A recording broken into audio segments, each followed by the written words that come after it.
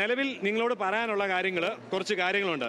ഒരു 2 നിമിഷം നിൽക്കുവാണെങ്കിൽ ഞങ്ങളുടെ കൗൺസിലർമാരും എല്ലാവരും കൂടെ കൂട്ടി ഞങ്ങൾക്ക് കുറച്ച് കാര്യങ്ങൾ പറയാനുണ്ട്. അതായത് സ്വതന്ത്ര കൂട്ടായ്മ ഇവിടെ നടത്തിയ ചെറിയ 1-2 കാര്യങ്ങൾ ഞങ്ങൾക്ക് ഇവിടെ വ്യക്തമായി പറയണം. അതായത് ഇവിടെ മഴക്കാല ശുചീകരണ പ്രവർത്തനങ്ങൾ ഇവിടെ നടന്നില്ല എന്ന് പറയുമ്പോൾ അന്ന് ആ 2 മാസം കൊടുത്ത പൈസ കൊടുത്തത് ആർക്കൊക്കെയാണെന്ന് വെളിപ്പെടുത്താനുള്ള കാര്യങ്ങൾ സ്വതന്ത്ര കൂട്ടായ്മ പറയണം. ആ സമയത്ത് 10 ലക്ഷം രൂപ കൊടുക്കാനുള്ള ആൾക്കാർക്ക്, അവരുടെ വേണ്ടപ്പെട്ട ആൾക്കാർക്ക് പൈസ കൊടുക്കാനുള്ള പൈസ ഈ സ്വതന്ത്ര മുന്നണി കൊടുത്തു. അത് ആരോടും ചോദിക്കാതെ. പിന്നെ ഏകപക്ഷീയമായ അനുകൂല പ്രമേയങ്ങളാണ് ഇവർ പറഞ്ഞുകൊണ്ടിരുന്നത്. അതുകൊണ്ടാണ് ഞങ്ങൾ അവിശ്വസിച്ചത്. പിന്നെ കോൺഗ്രസിന്റെ മണ്ഡലം കമ്മിറ്റി ഒരു പ്രമേയം പാസ്സാക്കുമ്പോൾ ആ പ്രമേയത്തിന് അനുകൂലിച്ച് തീരുമാനം എടുക്കേണ്ടവരല്ലേ? UDFന്റെ നിയോജകമണ്ഡല ചെയർമാൻ പറയുന്നു ഈ ഇവിടെ DYFക്ക് ആ സ്ഥലം വിട്ടുകൊടുക്കരുത്. അപ്പം UDFന്റെ നിയോജകമണ്ഡല ചെയർമാനെ ഇവർ അവിശ്വസിക്കുകയല്ലേ ചെയ്ത്. അതുപോലെ തന്നെ UDF ഇവരെന്നു മുതലാണ് UDFിലായത്? ഇവര് കഴിഞ്ഞ പ്രാവശ്യം ശ്രീ ഫ്രാൻസിസ് ജോർജ് ഒരു ബൈറ്റ് കൊടുത്തല്ലോ. അദ്ദേഹത്തിനോട് പറയാനുള്ള ഒറ്റ കാര്യമുള്ളൂ, ചോരയും നീരും വെയിലും കൊണ്ടാണ് ഞങ്ങൾ ഈ അദ്ദേഹത്തിന് ജയിപ്പിച്ചത്. അദ്ദേഹത്തിന്റെ ജോസഫ് ഗ്രൂപ്പ് മത്സരിച്ച വാർഡിൽ കോൺഗ്രസ് അവിടെ ആരും ഇല്ലാതിരുന്നിട്ട് സമയത്ത് കോൺഗ്രസ്സുകാർ വീട് കയറിയാണ് അന്ന് അവിടെ ഒരു മൊണാസ്ട്രി വാർഡിൽ ഞാൻ സഹിതം വീട് കയറിയാണ് 2 ബൂത്തിൽ ചുമതല ഏറ്റെടുത്തുകൊണ്ട് വീട് കയറിയാണ് ജയിപ്പിച്ചത്. അന്ന് ജയിപ്പിച്ചപ്പോൾ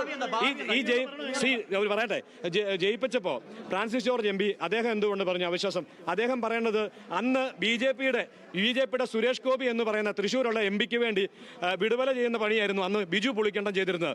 അന്ന് LDFന്റെ ഭാഗത്തായിരുന്നു ഈ ബിനു പുളിക്കണ്ടം ഇരുന്നത്. അന്ന് UDFന്റെ ഭാഗത്തല്ല. ഇന്ന് ഈ പ്രാവശ്യം ഐക്യജനാധിപത്യ മുന്നണി സ്ഥാനാർത്ഥിയായ ശ്രീ മാണി സി കാപ്പൻ MLA മത്സരിച്ചപ്പോൾ 3ാം സ്ഥാനത്താണ് അദ്ദേഹത്തിന്റെ വാർഡുകളിൽ പോയി. അതിനൊക്കെ മറുപടി വേണ്ടേ? എന്തുകൊണ്ട് എങ്ങനെ UDFുകാരായി ഇവർ സ്വതന്ത്ര മുന്നണിയാണ്? UDFുകാരെ അല്ല വഞ്ചിച്ചത്, UDFുകാരായി ഞങ്ങളെയാണ് ഇവർ വഞ്ചിച്ചത്. ഇവരെ DYFക്ക് സ്ഥലം വിട്ടുകൊടുക്കുന്നതിനനുസരിച്ച് ഇവർ UDF പ്രവർത്തകരുടെ മനോബലത്തെയാണ് ഇവർ ചോദ്യം ചെയ്തത്.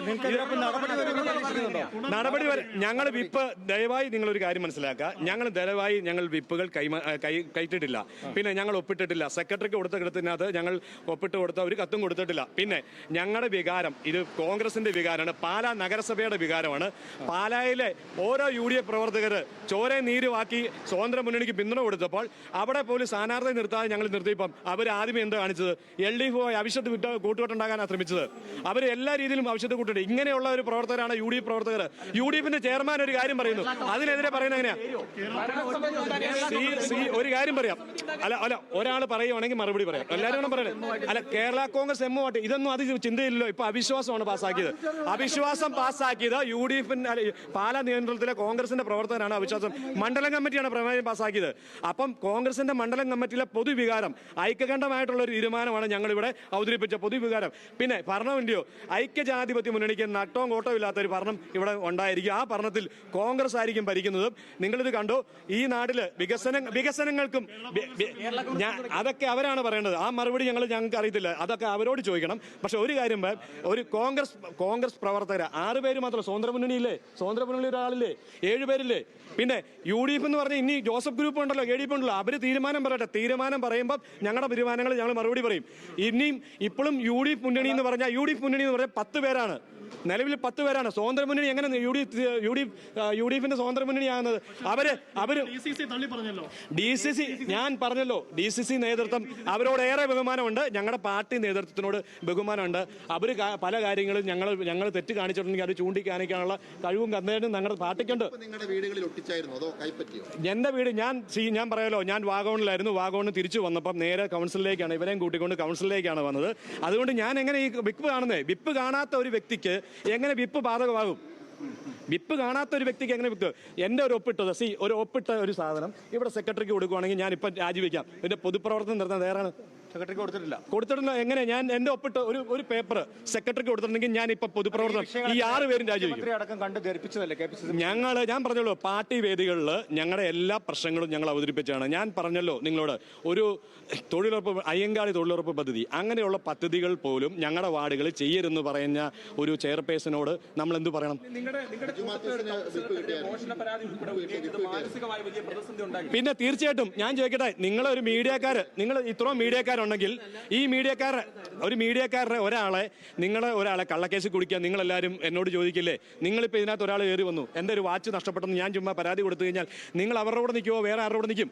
അപ്പം ഞാൻ എൻ്റെ സഹപ്രവർത്തകനായ ബിജു മാത്യൂസിൻ്റെ വീട്ടിൽ ഞാൻ ഈ കള്ളപ്പരാതി കൊടുത്തതിൻ്റെ തലേദിവസം ചെന്നപ്പം ആ കുട്ടി, നിങ്ങളത് ഓർത്ത് നോക്കണം, ഒരു സാധാരണ ഒരു കുട്ടി, ആ കുട്ടി സ്കൂളിൽ പോകേണ്ടത്, ആ സ്കൂളിൽ പോകാതെ ആ കൊച്ചു കരഞ്ഞ് നിൽക്കുകയാണ്. അപ്പം ഞാൻ ചെല്ലുമ്പോൾ ഒരു സഹപ്രവർത്തകൻ ചോദിച്ചു, എന്ത് കുട്ടി എന്താ കാര്യം എന്ന് ചോദിച്ചു. അപ്പോൾ ആ കുട്ടി കരഞ്ഞുകൊണ്ട് പറഞ്ഞെന്നറിയോ, എൻ്റെ അച്ഛനെ കള്ളക്കേസ് കുടിക്കുക, ഒരു സെലിബ്രിറ്റി ആയ ഒരു വ്യക്തി ഇങ്ങനെ അതായത് ഇത്രയും ചെറുപ്പക്കാരിയായ ചെയർപേഴ്സൺ ഇങ്ങനെ ഒരു കള്ളപ്പരാതി കൊടുത്തപ്പോൾ ഞാൻ എങ്ങനെ പോയി ആ മുഖം ബാക്കിയുള്ളവരുടെ അടുത്ത് ചെന്ന് ചോദിക്കും എന്നും അതുപോലെ സങ്കടപ്പെട്ട ഒരു കുട്ടി പറയുമ്പോൾ നമുക്ക് ആ വിഷമം ഉണ്ടാകാതിരിക്കുമോ? എൻ്റെ കുടുംബത്തിൽ ഇതുപോലെയൊക്കെ ഉണ്ടാകില്ലേ?